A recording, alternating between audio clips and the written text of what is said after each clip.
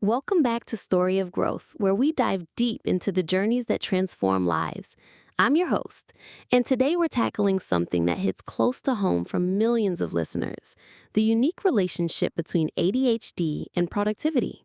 That's right, and I'm excited to be here because this topic is so misunderstood. When people think ADHD and productivity, they often picture chaos, missed deadlines, and endless procrastination. But what if I told you that some of the most innovative, successful people we know have ADHD? Exactly. Today we're flipping the script on what it means to have an ADHD brain in a productivity-obsessed world. We're going to explore how procrastination doesn't define you, your system and mindset do. And trust me, by the end of this episode, you'll see ADHD not as a limitation, but as a different operating system that, when understood properly, can be incredibly powerful. So, whether you have ADHD yourself, suspect you might, or you're just curious about alternative approaches to productivity, stick around. We're about to share some game-changing insights. Let's start with the elephant in the room. Why do so many people with ADHD struggle with what looks like procrastination? This is such a crucial distinction. What most people call procrastination in ADHD brains is actually something completely different. It's not laziness or lack of motivation. It's often a neurological mismatch between how their brain processes tasks and how traditional productivity systems are designed. Can you break that down for us? Think about it this way. Neurotypical brains can often force themselves through boring or mundane tasks using willpower alone. But ADHD brains are literally wired differently. They crave novelty, stimulation, and interest. So when faced with a task that doesn't engage them, it's not that they're choosing not to do it. Their brain simply isn't producing enough dopamine to sustain focus. That's fascinating. It reminds me of something I heard from a successful entrepreneur with ADHD. Let's call her Sarah. She told me that for years, she thought she was broken because she couldn't stick to traditional time management systems. She tried the Pomodoro technique, detailed daily schedules, color-coded planners. Nothing worked. What changed for her? She stopped fighting her brain and started working with it. Instead of forcing herself into 25-minute focus sessions, she discovered she could hyper-focus for 3 to 4 hours straight when she was genuinely interested in something. So she restructured her entire business around what she called interest-based sprints. That's brilliant. It's like she created a custom operating system for her brain. And this brings up such an important point. ADHD isn't a deficit, it's a difference. Some of the most creative, innovative minds in history likely had ADHD traits.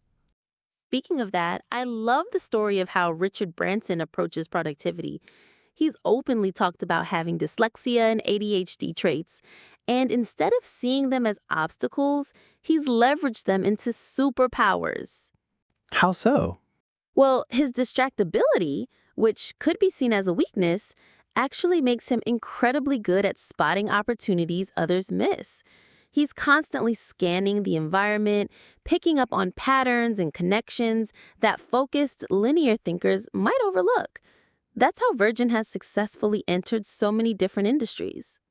And that hyperactivity that people often see as restlessness, for him, it translates into this incredible energy and drive to take action quickly. While others are still planning, he's already testing and iterating. Exactly. But here's what I find most interesting. Successful people with ADHD don't try to become neurotypical. They build systems that amplify their strengths and compensate for their challenges. Can you give us a concrete example of what that looks like? Sure. I spoke with the tech executive, let's call him Marcus, who was diagnosed with ADHD in his 30s. Before his diagnosis, he was constantly overwhelmed, missing meetings, starting projects, but never finishing them. Sound familiar? Unfortunately, yes. What did he do differently? He created what he calls the ADHD Trinity, 3 simple systems that transformed his productivity. First, he embraced body doubling. Instead of working alone, he found an accountability partner who would work alongside him virtually. Just having someone there, even silently, helped his brain stay on track. That's such a simple but powerful hack. What were the other two? The second one, he started using what he calls dopamine scheduling.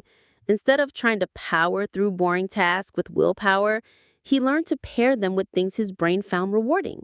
So he'd do financial reviews while listening to his favorite podcast, or handle emails while walking on a treadmill. I love this. He's essentially gamifying the mundane tasks. What was the third system? The third one was perhaps the most important. He stopped trying to remember everything and instead created external systems to hold information for him. Not just basic calendars and reminders, but elaborate workflows that would automatically trigger the next step in any process. So his brain could focus on what it does best, the creative, strategic thinking, while the systems handled the routine stuff. Exactly. And here's what's really interesting. Within a year of implementing these systems, his performance reviews went from needs improvement to exceeds expectations. His ADHD traits didn't disappear, but they were no longer obstacles. This is reminding me of something really important we should mention, the mindset shift that has to happen. Because I think a lot of people with ADHD are still operating from this place of shame or feeling like they need to be fixed. Absolutely. There's this internalized narrative of I'm broken or I'm lazy that so many people carry. But what we're seeing with these success stories is a fundamental reframe from how can I fix myself to how can I design my life to work with my brain, not against it. And that shift is everything. Because once you stop seeing ADHD as a disorder to overcome and start seeing it as a different cognitive style to optimize, everything changes. You stop trying to force yourself into neurotypical molds and start creating your own blueprint for success. Speaking of blueprints, what would you say are the key elements that seem to show up consistently in ADHD success stories? Great question. From everything I've observed, there seem to be three core elements. First, radical self-acceptance, really understanding and accepting how your brain works without judgment. Second, environmental design, creating external systems and structures that support your cognitive style. And third, strength amplification, identifying your unique ADHD superpowers and building your life around them. Those superpowers are real too. We're talking about things like hyperfocus, creative problem solving, high energy, the ability to thrive in crisis situations, and this incredible capacity for seeing connections others miss. Right, and the beautiful thing is, once people with ADHD discover systems that work for them, they often become incredibly productive, sometimes more so than their neurotypical peers, because they're finally working with their natural wiring instead of against it. So let's bring this all together. If you're listening to this and you recognize yourself in these stories, whether you have an official ADHD diagnosis or just suspect your brain works a little differently, here's what we want you to remember. Procrastination doesn't define you. What feels like procrastination might actually be your brain telling you that you need a different approach. Your system and your mindset, those are the things that will determine your success. Stop trying to force yourself into productivity systems designed for neurotypical brains. Instead, experiment. Find your own dopamine triggers, create your own workflows, build your own blueprint for success. And remember that some of the most innovative, successful people in the world have ADHD traits.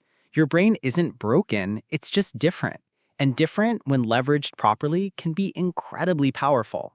That's a wrap on today's episode of Story of Growth. If this resonated with you, share it with someone who needs to hear it. And remember to follow us for more insights on turning your unique challenges into your greatest strengths. Until next time, keep growing.